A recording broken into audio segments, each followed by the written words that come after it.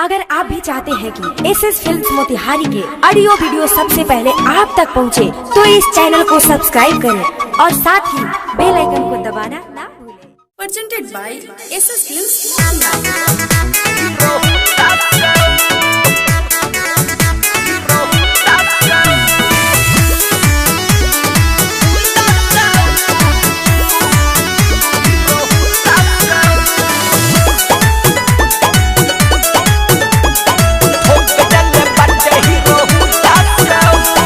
रहे स्कूलवा के छुट्टी दूर दिल बाटे सकुटी दूर दिल बाटे सकी रहे स्कूलवा के छुट्टी दूर दिल बाटे सकुटी पहले रहे उहो पीछा ओढ़नी गिर गइल नीचा पहले रहे उहो पीछा ओढ़नी गिर गइल नीचा टिक्का पहले रहे बुंदा से कम नहीं रहे कोनो बुंदा से ठोक देले बाटे हीरो बुंदा से आले कम नहीं रहे कोनो बुंदा से ठोक देले बाटे हीरो बुंदा से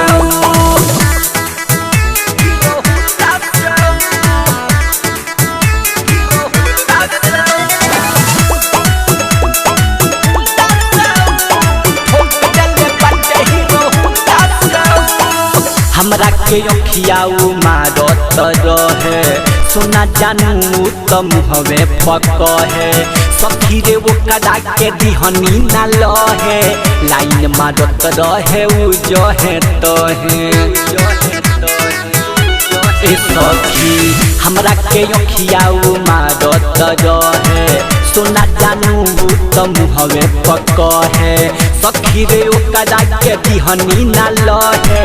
लाइन मारत रहे उ जहे तहे उजर पेन्ही के सवट रहे मोछ ऐठत उजर पेन्ही के सवट रहे मोछ ऐठत गाड़ी नंबर रहे हो कर दू कम नहीं रहे कोनो गुंडा से ठोक देले बाटे हीरो गुंडा से आले कम नहीं रहे कोनो गुंडा से ठोक देले बाटे हीरो गुंडा से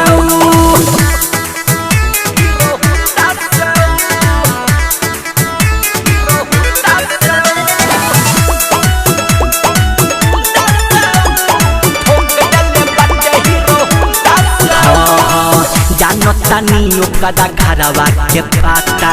संजय सादा बियो कर नाम हो बुझाता साथ रहे भरत भोजपुरिया सौरवेश्वरिया के गेंग का हलाता